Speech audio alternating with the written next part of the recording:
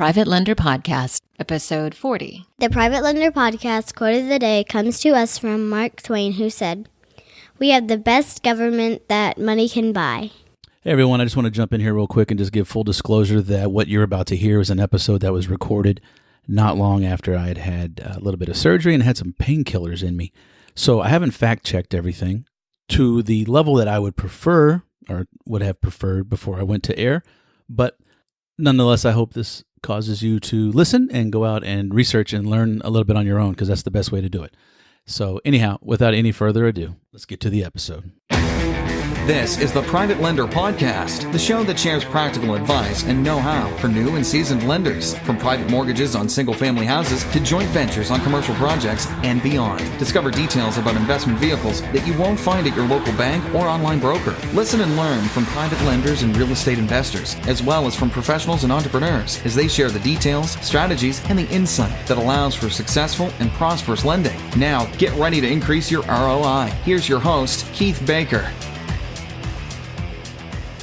Greetings and hello everybody in Lender Nation and on planet Earth. Welcome to the Private Lender Podcast, the only podcast dedicated to creating successful and confident private lenders and to create a new alternative investment economy without banks or Wall Street brokers. My name is Keith Baker, and thank you for listening to episode number 40.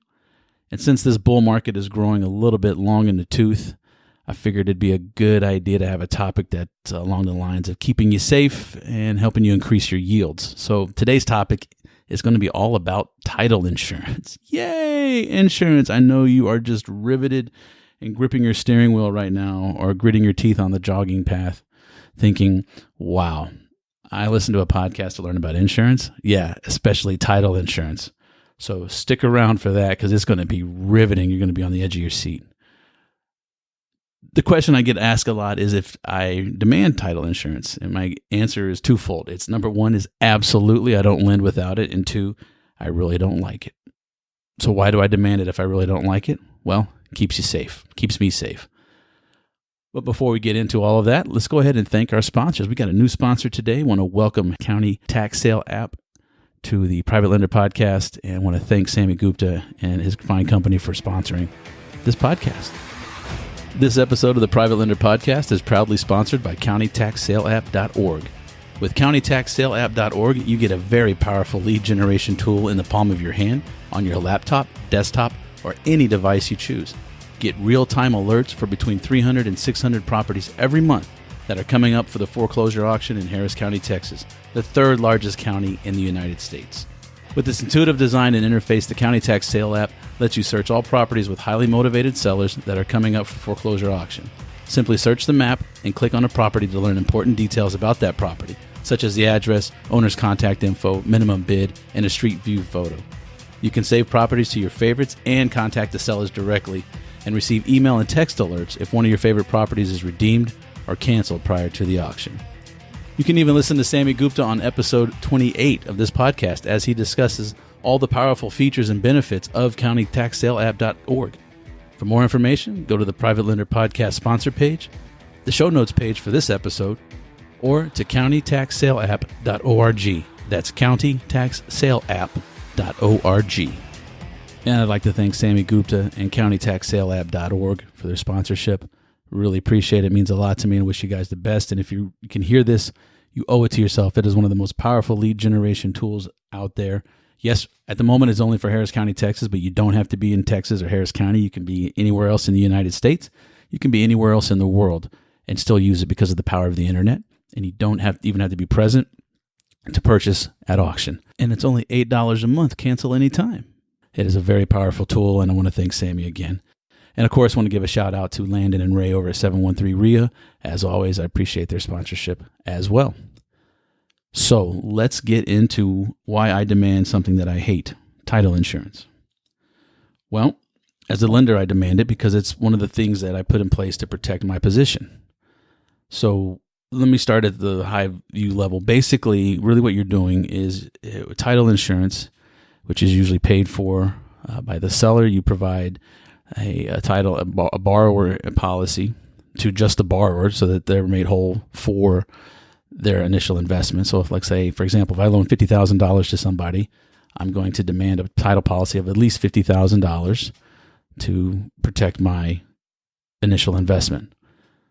But really what you're doing is, so what happens is if there's, what you're doing is you're buying an insurance policy in case somebody screws up, or if there was a cousin Ricky or a brother that nobody knew about, comes back and makes a claim on the land or the property, I should say, then the title insurance would step in and solve any issues so that neither the buyer nor the seller of that transaction would have to come out of pocket to cure whatever the default was or whatever the problem was with the property. The way I see it, and granted I do hold a license in several states for insurance adjusting, which does not make me an expert by any means, but it does put me in proximity to understand that title insurance is nothing more than an insurance policy that you pay, or members of a transaction pay, to make sure that the title company doesn't screw up. It is not absolutely necessary to have to close a transaction. Now, again, we're speaking about Texas at this moment. I think there are plenty of other states that are similar, but do your due diligence wherever you're listening. Check it out. You can, most of it, title insurance is going to be governed or regulated by, example in Texas, it's the Texas Department of Insurance, TDI. So look for your state's Department of Insurance or whatever regulatory authority that's under to find out more information. But that's really what you're doing, is you're paying money so that if they screw up, there's a trust fund, basically. There's a fund of money or an insurance policy that'll pay. So prime example, let's say Brother Ricky gets screwed out of the will, comes back and makes a claim, and you've loaned to an investor on the house that his mama owned, and he doesn't appreciate being cut out of the transaction, so he wants $30,000 because that's what his other siblings, that would have been his portion of the sale, would be $30,000. Well, whoever bought that property has title insurance, so then they would file a claim against the title company or against that policy, and that policy would then take care of any issues. Well, not any issue, but certain issues like this, like Brother Ricky coming back, or maybe it's an aunt and uncle or an heir, or, with so many blended families today, there's a lot of he said, she said. Well, he said I could have it, or she said I always wanted you to have this piece of property or whatever. Well, they don't document it. It gets pretty hairy, and title insurance can help you with that. So from a lending perspective, I absolutely demand that if I'm loaning money, that you will have, the borrower will provide a policy, a title policy to protect my position. Now, I'll also get property insurance, and we'll talk about that, other various types of insurance down the road in various episodes. But for today, I just want to keep it to title and talk about why you want it and why it angers me. I've already said all this. Okay, so I want to give you all the confidence I can in our government. So I went to the Texas Department of Insurance, and it says how TDI regulates and oversees title insurance agents, basically title companies. Statutory and regulatory framework. The TDI regulates the business of title insurance on real property and personal property to, 1, protect consumers, and 2, provide adequate and reasonable rates of return for title insurance companies and title insurance agents. So they're there to make sure that your average Joe home buyer doesn't get screwed over.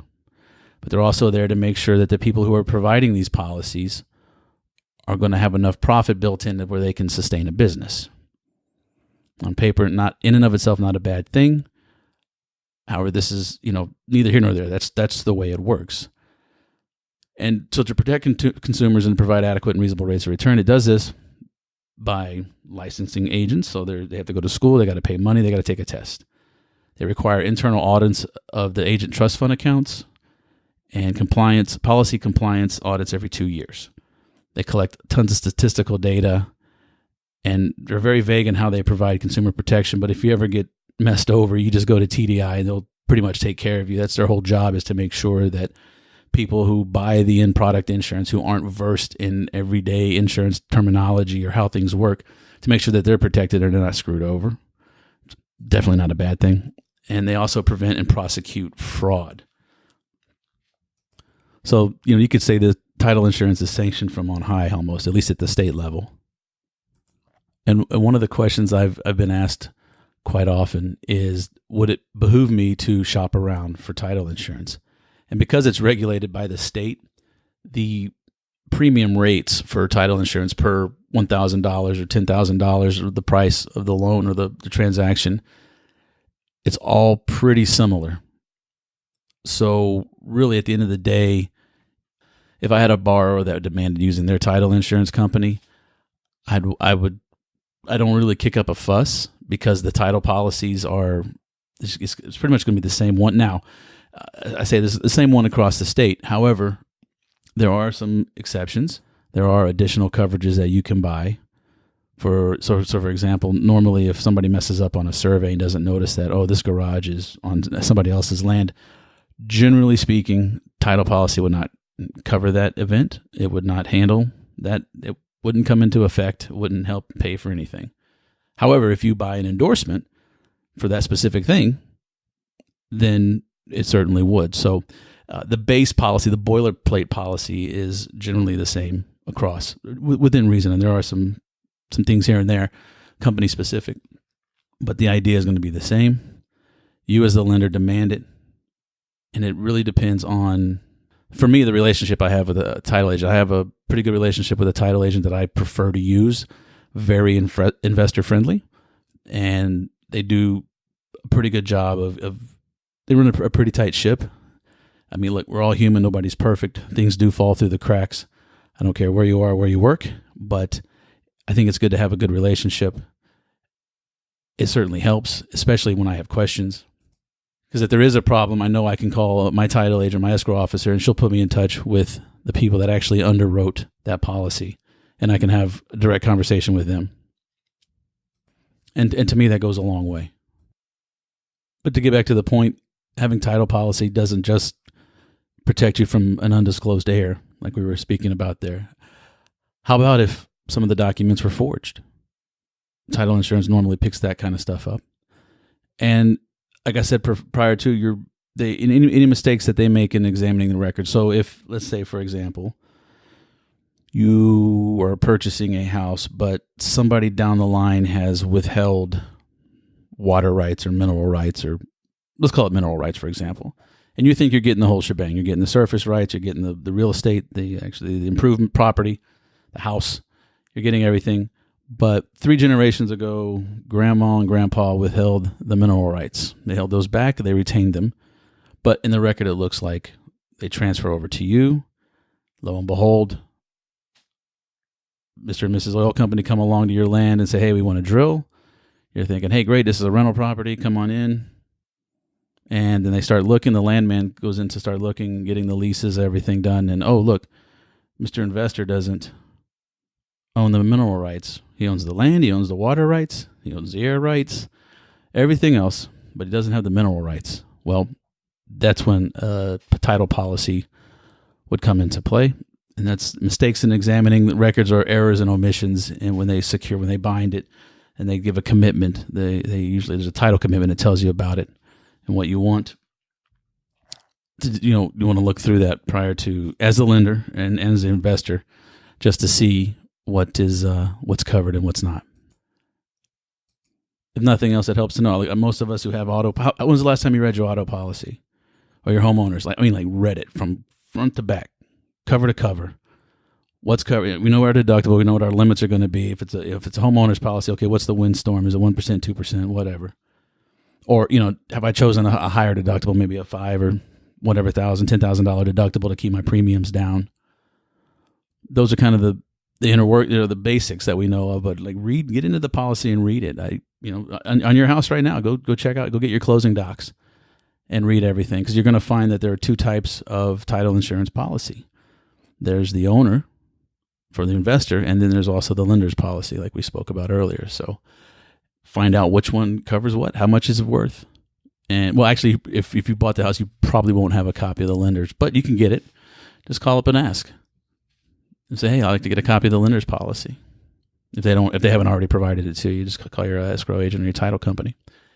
Anyway, while on the surface, I don't like paying extra money or having anybody in a transaction that I'm involved in paying extra money to cover somebody's mistake that you're already paying for anyway. However, at the end of the day, it is relatively cheap. extremely cheap. And as a lender, I won't loan without it. It's one element. It's one of those pieces that I can put in play to mitigate risks of taking that. I've taken my money out of the stock market, for example, some old 401ks, and now I'm lending it out. And this is an insurance policy that doesn't cost me a dime, and yet it covers certain things. And I'm definitely going to put that in play on the title, on the documents, on the accounting and recording, because that's, at the end of the day, if something goes to court, that's what the judge is going to look to. That is the end all, the beginning and the end all be all of everything are those documents that are recorded at the county. And you want to make sure that your butt's covered on that, especially as a lender.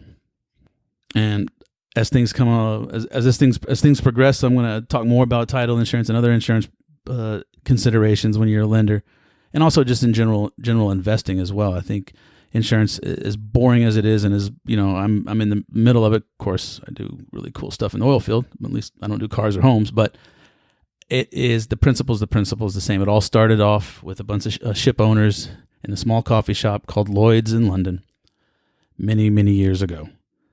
And the beautiful thing is now we have these policies that can protect our investments. I don't have policies on my stocks, bonds, or mutual funds. There are only certain mitigation measures that can be put in place. And, we rely on things like the SEC to make sure things like the Crooked E don't happen, or Tyco, or, insert name here. But I like the fact that I can buy this insurance policy. I know all that's going to be covered. Doesn't cost me a dime. And it's just another layer of protection on my investment that as I try to grow my nest egg and get to that, hopefully someday I can retire. Yeah, that'll never happen. All right. Anyhow, I'm going to wrap it up. I want to thank you for spending your most valuable asset with me today, your time. If you found anything valuable, even a chuckle maybe, I know that's probably not going to happen, but a chuckle's probably not likely. However, please go rate and review. If I deserve 5 stars, please give me 5 stars. If I deserve 1, leave 1 and tell me why. I really want to know that the more ratings and reviews I get, the more this podcast gets out there. The more people get to see it, they get to hear it. And coming up, I got a lot of, been having some really good interviews coming up. I can't wait to share with you. And I'm going to start the Private Lender Academy, hopefully by the first of the year. And also the Tribe of Lenders, which will be take this podcast but go into more of a webinar format on a monthly, and bring in an expert and then have a Q&A. So a lot of things are in the works. I'm still working it out, but it would really help if you could go leave a rating and review, if you could promote on social, Facebook, Instagram, LinkedIn, et cetera. I would greatly, greatly appreciate it. And until next time, I wish you all the best and happy and prosperous lending and investing. See you on the next episode. Thanks so much for listening to this episode of Private Lender Podcast with your host, Keith Baker. For more great content and to stay up to date, visit privatelenderpodcast.com. If you enjoyed today's episode, please rate and review, and we'll catch you next time. I'm just going to tell you this one time. You want to keep working here. Stay off the drugs.